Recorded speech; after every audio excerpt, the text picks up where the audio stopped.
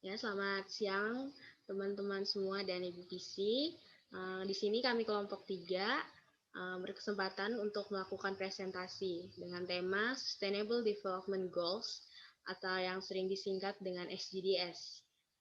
Sebelumnya, izinkan saya memperkenalkan anggota kelompok 3, yaitu ada Kriswanto, Valencia, Ignatius, Marta Sitompul, Jo Kristianto, saya sendiri tadi Purnama, Egidius, dan Yunike Kristianhia.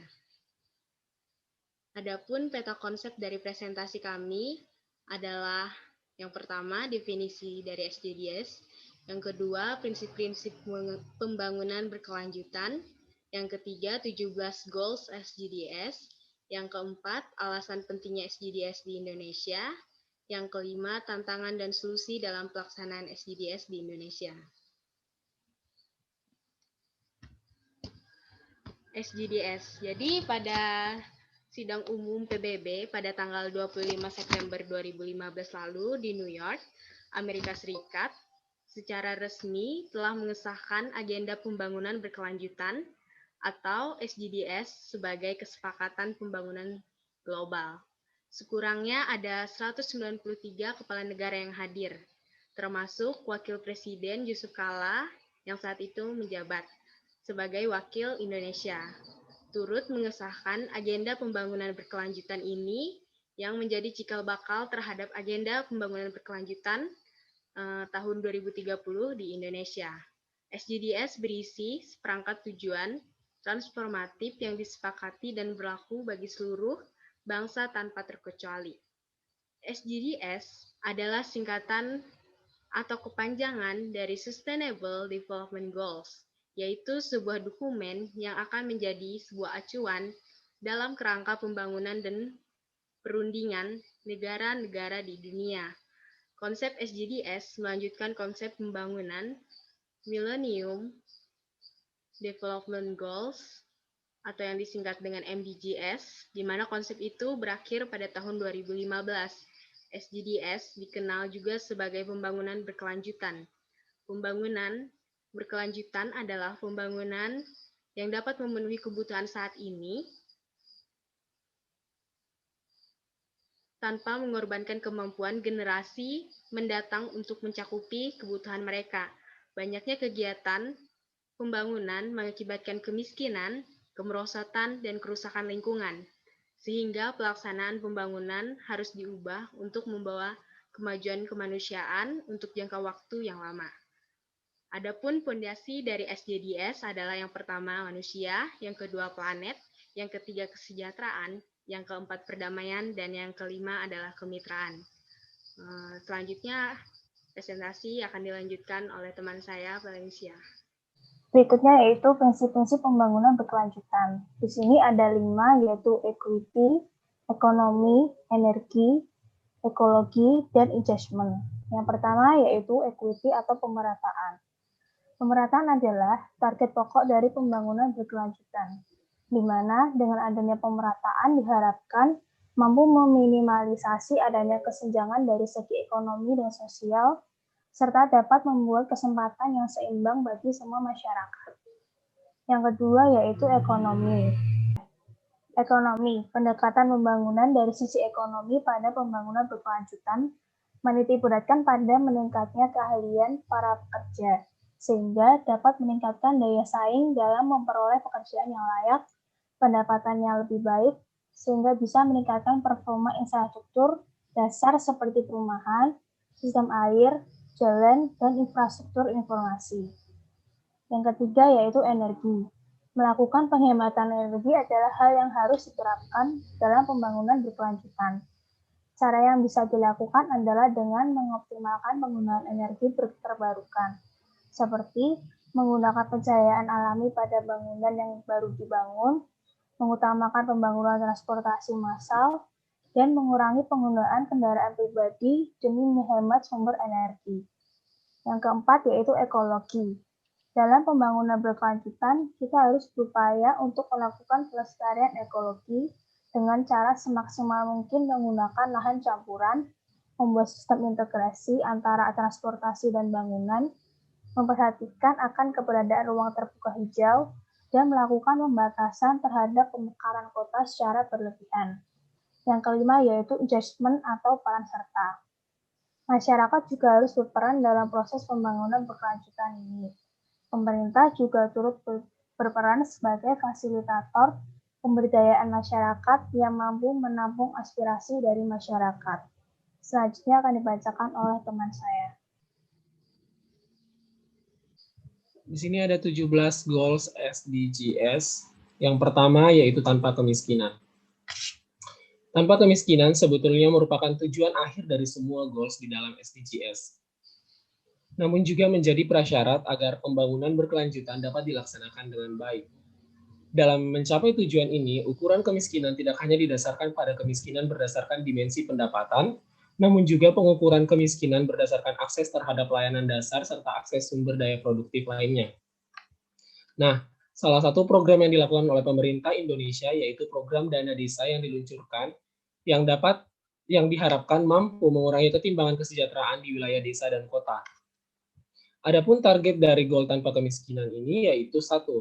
Menghapus kemiskinan ekstrim dengan daya beli yang kurang dari 1,25 dolar PPP atau purchasing power parity atau sekitar 7.800 per hari. Yang kedua, mengurangi setidaknya separuh dari jumlah penduduk miskin berdasarkan definisi nasional. Yang ketiga, di tingkat nasional mengimplementasikan sistem dan ukuran perlindungan sosial yang tepat bagi semua level masyarakat. Yang keempat, memastikan semua penduduk, terutama penduduk miskin dan rentan, mendapat hak setara mengakses sumber ekonomi, kepemilikan, dan akses pada lahan untuk memastikan mereka memperoleh akses teknologi. Yang kelima, membangun yang dibutuhkan dan layanan keuangan termasuk keuangan mikrodaya, tahan, dan kesiapan masyarakat miskin dan kelompok rentan menghadapi perubahan iklim, krisis lingkungan, ekonomi, sosial, dan bencana. Yang kedua yaitu tanpa kelaparan. Tujuan penghentian kelaparan dalam SDGs tidak hanya menyangkut penyediaan pangan, namun juga proses penyediaan pangan melalui ketahanan pangan dan perbaikan nutrisi serta pertanian berkelanjutan. Upaya-upaya yang dilakukan untuk mencapai target-target tersebut dijabarkan pada kebijakan, program, dan kegiatan yang akan dilakukan oleh pemerintah maupun organisasi non-pemerintah. Salah satu contoh upaya yang dilakukan oleh pemerintah adalah perbaikan gizi masyarakat. Adapun target dari tanpa kelaparan yaitu 1. Pada tahun 2030 mengakhiri kelaparan dan memastikan adanya akses bagi seluruh rakyat, khususnya mereka yang miskin dan berada dalam situasi rentan.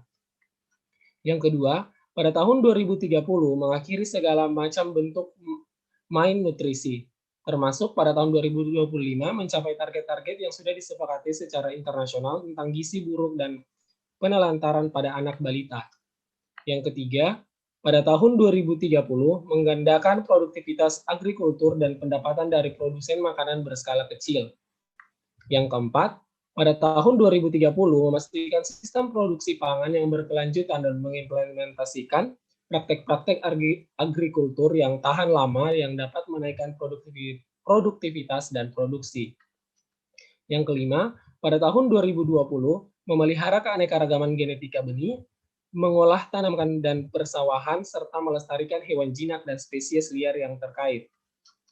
Yang ketiga, yaitu kesehatan yang baik. Seluruh isu kesehatan dalam SDGs diintegrasikan dalam satu tujuan, yaitu tujuan nomor 3, yaitu menjamin kehidupan yang sehat dan mendorong kesejahteraan bagi semua orang di segala usia. Selain permasalahan yang belum tuntas ditangani diantaranya yaitu upaya penurunan angka kematian ibu dan angka kematian bayi, pengendalian penyakit HIV/AIDS, TB, malaria, serta peningkatan akses kesehatan reproduksi termasuk KB.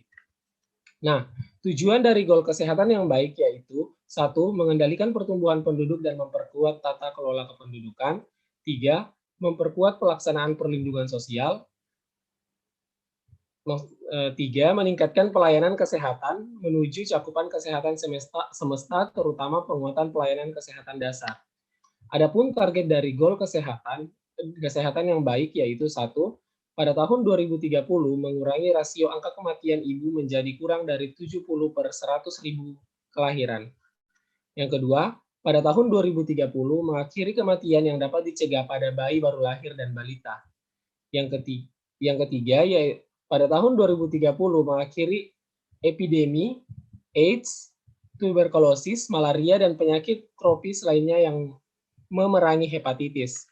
Yang keempat, pada tahun 2030 mengurangi sepertiga dari kematian dini yang disebabkan oleh penyakit tidak menular. Yang kelima, memperkuat pencegahan dan pengobatan dari penyalahgunaan zat berbahaya.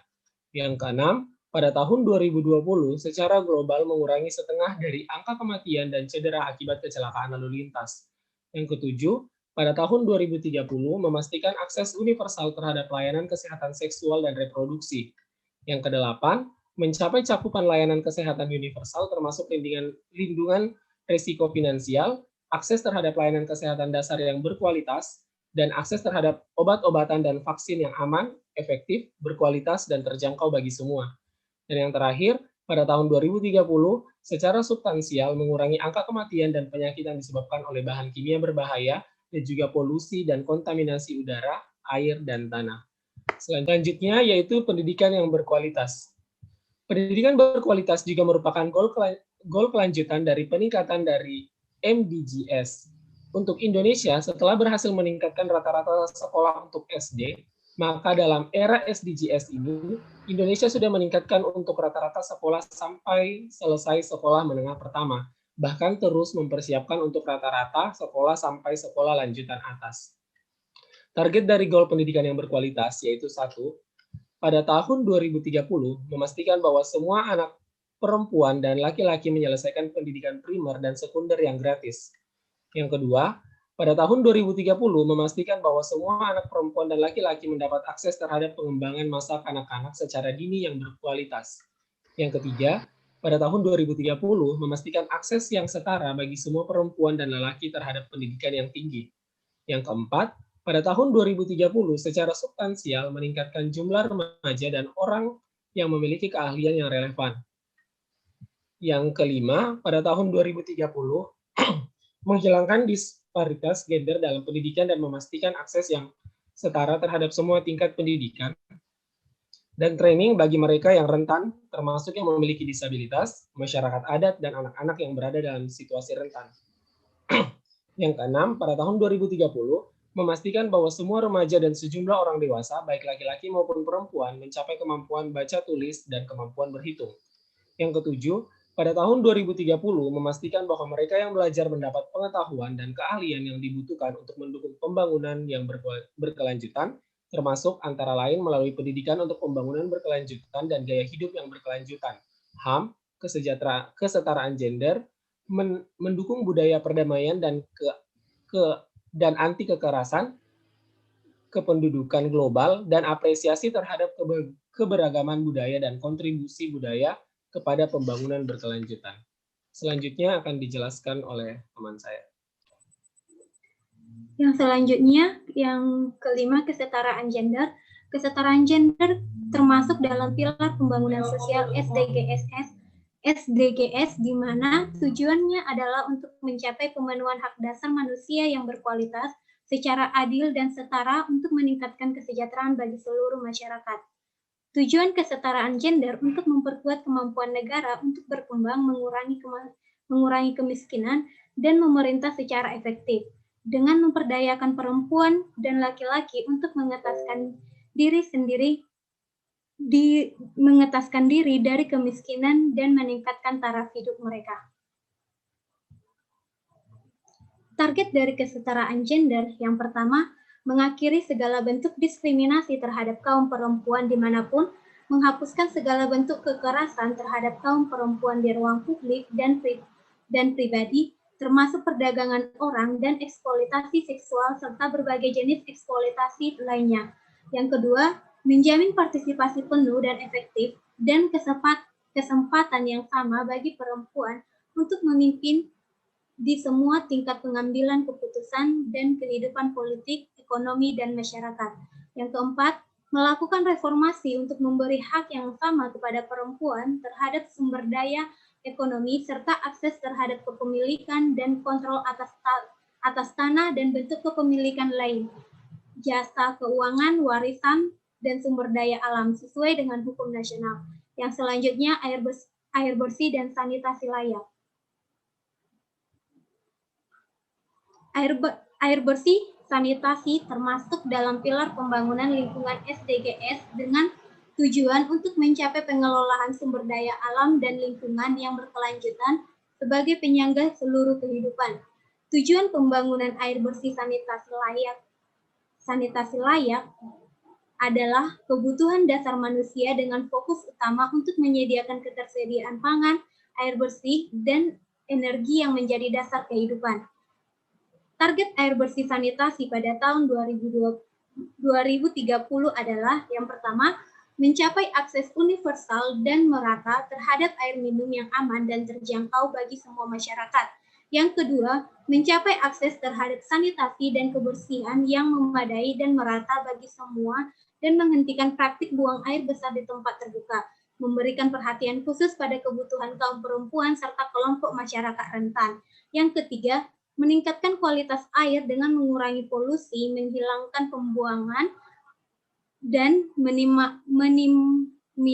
minimalkan pelepasan material dan bahan kimia berbahaya, mengurangi setengah proporsi air limbah yang tidak diolah, dan secara signifikan meningkatkan daur ulang serta penggunaan kembali barang daur ulang yang aman secara global. Yang keempat, memperluas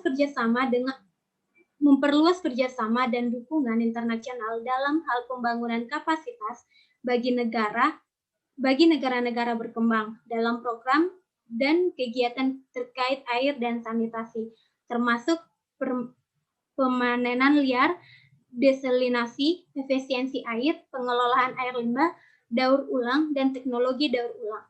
Yang selanjutnya, energi bersih dan terjangkau. Energi bersih dan terjangkau termasuk dalam pilar pembangunan ekonomi dengan tujuan untuk mengurangi kemiskinan dan meningkatkan kesejahteraan. Energi bersih dan terjangkau ini dirancang karena konsumsi energi secara signifikan dipangkas menjadi sekitar sepertiga. Target pembangunan energi bersih dan terjangkau pada tahun 2030 adalah yang pertama, menjamin akses universal layanan energi yang terjangkau, andalan, dan modern. Yang kedua, meningkatkan secara substansi pasang energi terbarukan dalam bauran energi global. Yang ketiga, melakukan perbaikan efisiensi energi di tingkat global sebanyak 2 kali lipat. Yang keempat, memperkuat kerjasama internasional untuk memfasilitasi akses pada teknologi dan riset energi bersih, termasuk energi terbarukan, efisiensi energi canggih, teknologi bahan bakar fosil lebih bersih, dan mempromosikan investasi dibanding infrastruktur energi dan teknologi energi bersih. Yang kelima, memperluas infrastruktur dan meningkatkan teknologi untuk menyediakan layanan energi modern dan berkelanjutan bagi semua negara-negara berkembang, khususnya negara kurang berkembang, negara berkembang pulau kecil, dan negara berkembang. Yang keempat, pertumbuhan ekonomi dan pekerjaan yang layak. Pertumbuhan ekonomi dan pekerjaan yang layak termasuk dalam pilar pembangunan ekonomi untuk mencapai pertumbuhan ekonomi berkualitas melalui peluang kerja dan usaha, inovasi, industri inklusif, infrastruktur memadai, energi bersih yang terjangkau dan didukung kemitraan. Tujuan pertumbuhan ekonomi dan pekerjaan yang layak adalah untuk meningkatkan ekonomi yang inklusif dan berkelanjutan, kesempatan kerja yang produktif dan menyeluruh, serta pekerjaan yang layak untuk semua. Target pertumbuhan ekonomi dan pekerjaan layak adalah mempertahankan pertumbuhan ekonomi per kapita sesuai dengan kondisi nasional dan khususnya setidaknya 7% pertumbuhan produk domestik bruto per tahun di negara kurang berkembang. Yang kedua, mencapai tingkat produktivitas ekonomi yang lebih tinggi melalui diversifikasi peningkatan dan inovasi teknologi, termasuk melalui fokus pada sektor yang memberi nilai tambah tinggi dan padat karya.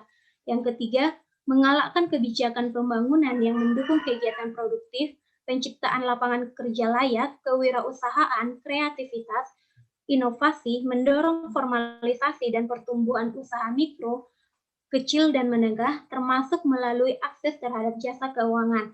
Yang keempat, mengambil tindakan cepat dan untuk memberantas kerja paksa, mengakhiri perbudakan dan penjualan manusia, mengamankan larangan dan penghapusan bentuk terhadap tenaga kerja anak, termasuk perekrutan dan penggunaan tentara anak-anak, dan pada tahun 2025 mengakhiri tenaga kerja anak dalam segala bentuk.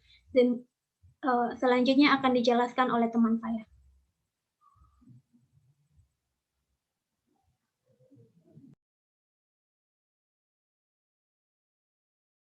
Saya akan menerangkan tentang industri, inovasi, dan infrastruktur. Investasi berkelanjutan dalam infrastruktur dan inovasi adalah penggerak penting pertumbuhan ekonomi dan pembangunan. Saat ini lebih dari setengah populasi di dunia tinggal di perkotaan. Karena itu transportasi massal dan energi terbarukan menjadi sangat penting. Tujuannya membangun infrastruktur yang tangguh, meningkatkan industri inklusif dan berkelanjutan, serta mendorong inovasi. Targetnya, 1. Mengembangkan infrastruktur yang berkualitas, andal, berkelanjutan, dan tangguh, termasuk infrastruktur regional dan lintas batas, untuk mendukung pembangunan ekonomi dan kesejahteraan manusia dengan fokus pada akses yang terjangkau dan merata bagi semua. Yang kedua, mempromosikan industrialisasi inklusif dan berkelanjutan. Pada tahun 2030, secara signifikan meningkatkan proporsi industri dalam lapangan kerja dan produk domestik bruto, sejalan dengan kondisi nasional dan meningkatkan 2 kali lipat proporsinya di negara kurang berkembang. Yang ketiga, meningkatkan akses industri dan perusahaan skala kecil, khususnya di negara berkembang terhadap jasa keuangan termasuk kredit terjangkau dan integrasikan di dalam rantai nilai dan pasar. Pada tahun 2030, meningkatkan infrastruktur dan retrofit industri agar berkelanjutan. Dengan peningkatan efisiensi penggunaan sumber daya dan adopsi yang lebih baik dari teknologi dan proses industri bersih dan ramah lingkungan yang dilaksanakan semua negara sesuai kemampuan masing-masing. Mengurangi kesenjangan. Kesenjangan pendapatan adalah masalah global yang membutuhkan solusi global. Hal ini melibatkan perbaikan aturan, pengawasan pasar, dan institusi finansial, serta mendorong bantuan pembangunan dan investasi asing secara langsung pada wilayah-wilayah yang paling membutuhkan. Target 1. Pada tahun 2030 secara progresif mencapai dan mempertahankan pertumbuhan pendapat penduduk yang berada di bawah 40% dari populasi pada tingkat yang lebih tinggi dan rata-rata nasional. Pada tahun 2030 memberdayakan dan meningkatkan inklusi sosial, ekonomi, dan politik bagi semua, terlepas dari usia, jenis kelamin, difabilitas, ras, suku, asal, agama, ataupun kemampuan ekonomi dan status sosial lainnya. Kelanjutan kota dan komunitas. Kemiskinan ekstrim seringkali terpusat di wilayah perkotaan dan pemerintahan nasional serta kota berjuang keras mengakomodasi pertambahan populasi di wilayah-wilayah ini. Menciptakan kota yang aman dan kelanjutan berarti memastikan akses pada perumahan yang aman dan terjangkau, serta memperbaiki pemukiman kumuh. Ini juga melibatkan investasi pada transportasi umum, menciptakan ruangan hijau bagi publik, dan meningkatkan perencanaan dan pengaturan perkotaan yang inklusif sehingga sekaligus melibatkan semua pihak. Tujuannya menjadikan kota dan pemukiman inklusif, aman, tangguh, dan berkelanjutan. Target 1 pada tahun 2030 menjamin akses bagi semua terhadap perumahan yang layak, aman, terjangkau, dan pelayanan dasar, serta menata kawasan kumuh. Yang kedua, pada tahun 2030 juga menyediakan akses terhadap sistem transportasi yang aman, terjangkau, mudah diakses, dan kelanjutan untuk semua. Meningkatkan keselamatan lalu lintas, terutama dengan memperluas jangkauan transportasi umum, dengan memberikan perhatian khusus pada kebutuhan mereka yang berbeda dalam situasi rentan, perempuan, anak, penyandang difabilitas, dan orang tua. Selanjutnya, produksi yang bertanggung jawab. Pengelolaan efisiensi dalam penggunaan sumber daya alam milik bersama dan cara kita membuang sampah beracun pada polutan adalah target penting untuk meraih tujuan ini. Selain itu, mendorong industri, bisnis, dan konsumen untuk mendukung ulang dan mengurangi sampah sama pentingnya. Seperti halnya juga mendukung negara-negara berkembang untuk bergerak maju menuju pola konsumsi yang lebih berkelanjutan pada tahun 2030. Tujuannya menjamin pola produksi konsumsi yang berkelanjutan. Selanjutnya akan diterangkan oleh teman saya.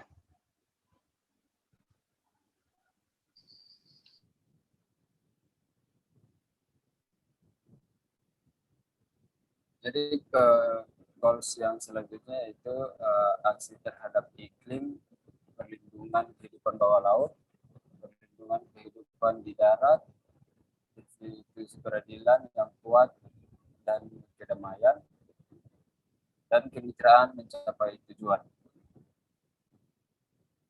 Goals yang berikut itu tujuan untuk mengambil tindakan cepat untuk mengatasi perubahan iklim. Yang pertama yaitu memperkuat kapasitas ketahanan dan adaptasi terhadap bahaya terkait iklim dan bencana alam di semua negara. Mengintegrasikan tindakan antisipasi perubahan iklim ke dalam kebijakan, strategi, dan perencanaan nasional. Meningkatkan pendidikan penumbuhan kesadaran serta kapasitas manusia dan kelembagaan terkait mitigasi, adaptasi, pengurangan dampak, dan peringatan dini pada perubahan iklim. Next.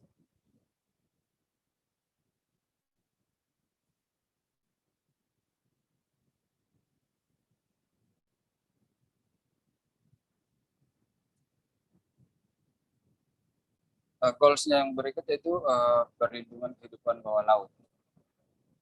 Pada tahun 2025, pencegahan akan secara signifikan, yaitu mengurangi semua jenis pencemaran laut, khususnya dari kegiatan berbasis lahan, termasuk sampah laut dan polusi nutrisi. Pada tahun 2020, pengelola akan melindungi ekosistem laut dan pesisir secara berkelanjutan untuk menghindari dampak buruk yang signifikan, termasuk dengan memperkuat ketahanannya dan melakukan restorasi untuk mewujudkan lautan yang sehat dan produktif. Meminimalisasi dan mengatasi dampak pengesaman laut, termasuk melalui kerjasama ilmiah yang lebih baik di semua tingkatan. Next.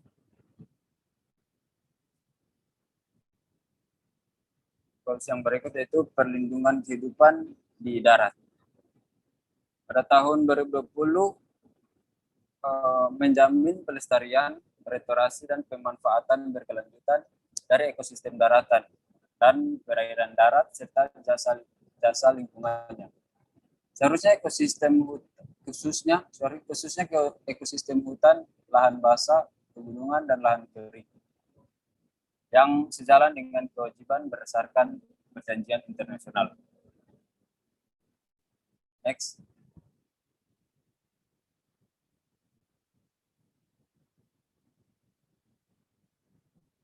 Goals-nya yang berikut yaitu institusi peradilan yang kuat dan kedamaian. Secara signifikan mengurangi segala bentuk kekerasan dan angka kematian terkait dimanapun. Menghentikan perilaku kejam, eksploitasi perdagangan, dan segala bentuk kekerasan dan penyiksaan terhadap anak. Dan juga menggalakkan kedaulatan aturan hukum di tingkat nasional dan internasional dan menjamin akses yang sama terhadap keadilan bagi semua. Dan next.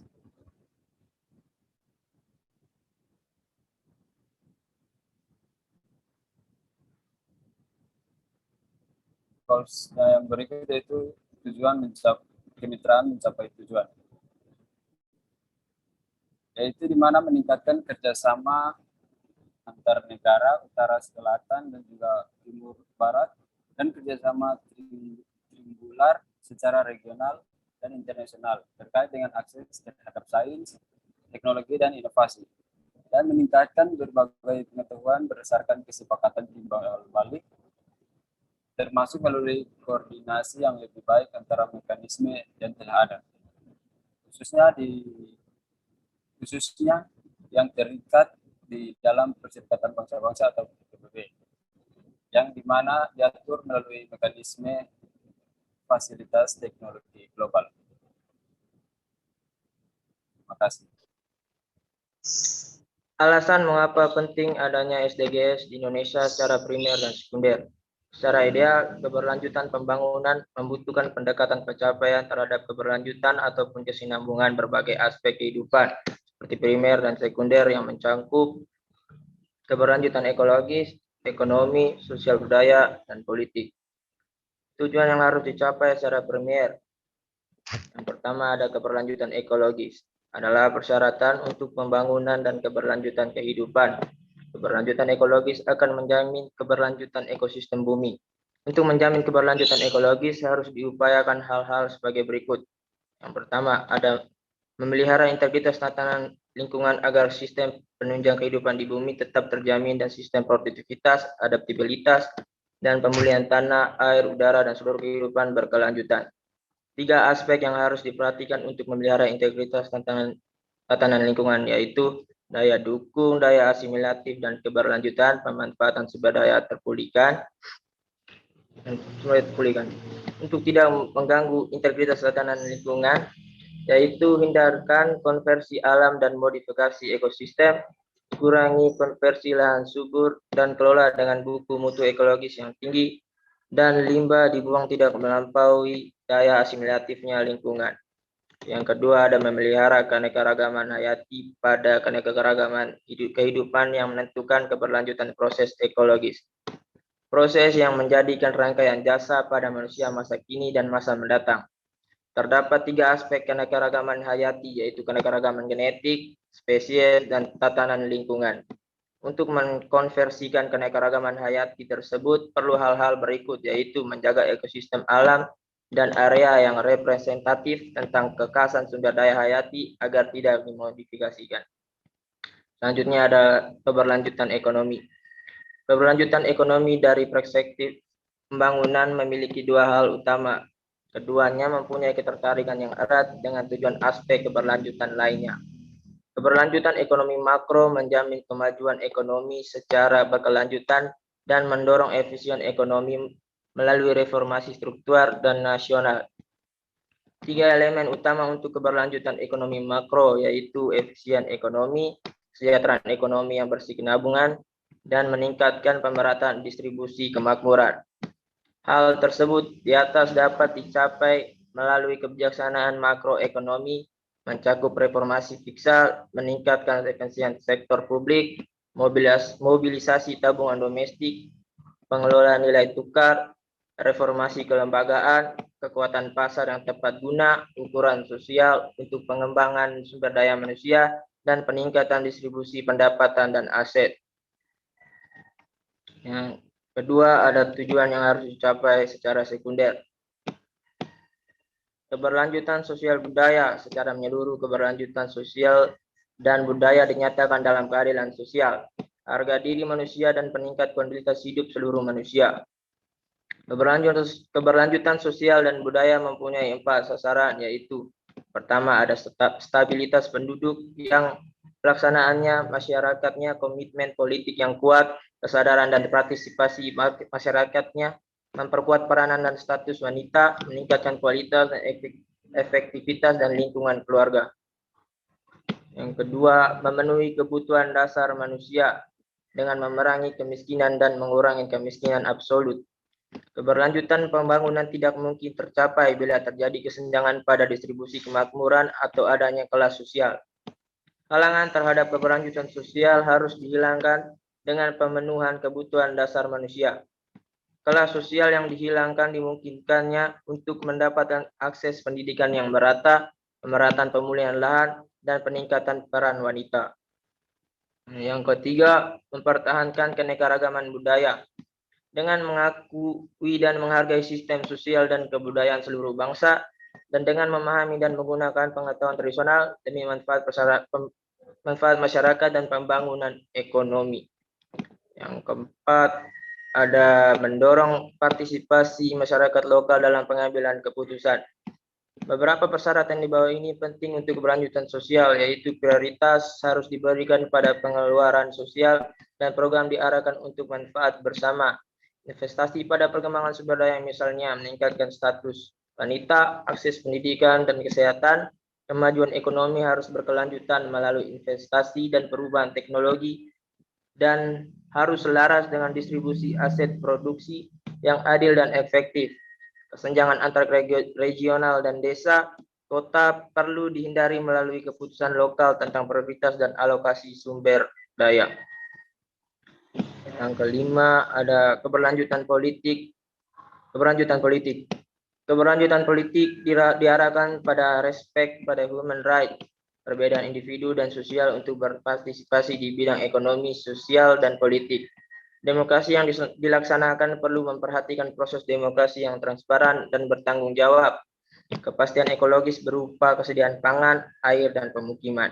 Yang terakhir ada keberlanjutan pertahanan keamanan. Keberlanjutan keamanan seperti menghadapi dan mengatasi tantangan, ancaman dan gangguan baik dari dalam dan luar yang langsung dan tidak langsung yang dapat membahayakan integritas, identitas, kelangsungan negara dan bangsa perlu diperhatikan. Persoalan berikut adalah harmonisasi untuk struktur dalam menghadapi atau melaksanakan idealisasi pembangunan yang berkelanjutan. Selanjutnya. Nah, bentar, punya apa belum? Oke. Selanjutnya adalah tantangan dalam pelaksanaan SDGs di Indonesia. Tantangan terbesar dalam pelaksanaan SDGs adalah memastikan pertumbuhan yang inklusif dan pemerataan kesejahteraan untuk umum. Selain tantangan utama, ada pula tantangan lain yang harus dihadapi dalam pelaksanaan SDGs.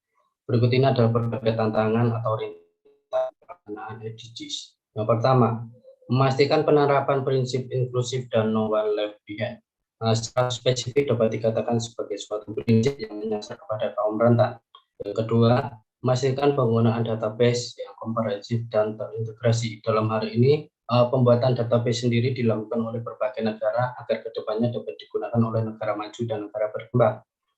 Yang ketiga, mengajukan program ke seluruh pemangku kepentingan, yaitu dapat dikatakan sebagai setiap program yang ada dalam pelaksanaan SDGs itu terintegrasi dalam pemangku kepentingan seperti pemerintah atau organisasi kemasyarakatan lainnya. Yang keempat, menselaraskan rencana ke dalam agenda pembangunan. Ini bisa diumpamakan seperti penyatuan visi dan misi agar kedepannya dalam pelaksanaan SDGs ini efektif, efisien, dan tepat sasaran. Yang kelima, menselaraskan prioritas pemerintah dan non-pemerintah.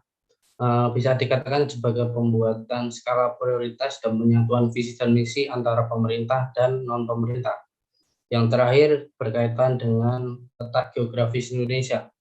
Seperti yang kita ketahui bahwa Indonesia adalah negara kepulauan terbesar dan memiliki jumlah penduduk terbesar keempat di dunia. Selanjutnya adalah solusi dalam pelaksanaan SDGs. Oleh karena itu, pelaksanaan SDGs menawarkan kerangka yang berfokus pada penggunaan kesenjangan dan memastikan tidak ada satupun orang yang tertinggal. Selain merancang kerangka yang efisien dan tepat sasaran, solusi lainnya adalah menyiapkan sarana pendukung dalam pelaksanaan SDGs ini. Solusi ini bisa dilakukan dengan melibatkan perguruan tinggi dan dari kerjasama ini diharapkan perguruan tinggi dapat menjadi yang pertama, jadi suatu pusat unggulan atau center of excellence serta fasilitator dan katalisator dalam pelaksanaan TBB atau SDGs sebagai bagian dari pengabdian masyarakat. Yang kedua, melakukan pengarus utamaan TBB atau SDGs dalam proses pendidikan atau pengajaran.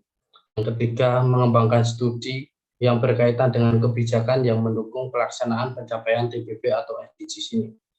Yang keempat, mendukung secara akademis pengembangan berbagai indikator yang perlu dikembangkan. Yang kelima, menjadi mitra strategis dalam kerja Pemda dan pemangku kepentingan lain dalam menyusun landasan regulasi yang berkaitan dengan rencana aksi daerah TBB atau SDGs. Yang keenam, menjadi mitra kerjasama antara pemerintah untuk melakukan review agenda pembangunan nasional dan daerah. Dan yang terakhir, menjadi mitra pemerintah dalam pemerintah dan Pemda, serta seluruh pemangku kepentingan lainnya dalam melakukan implementasi SDGs hingga mentoring, serta evaluasi dan pelaporan. Berikut adalah sumber referensi materi kami. Sekian presentasi dari kami. Apabila ada kesalahan kata ataupun sikap, kami mohon maaf. Terima kasih.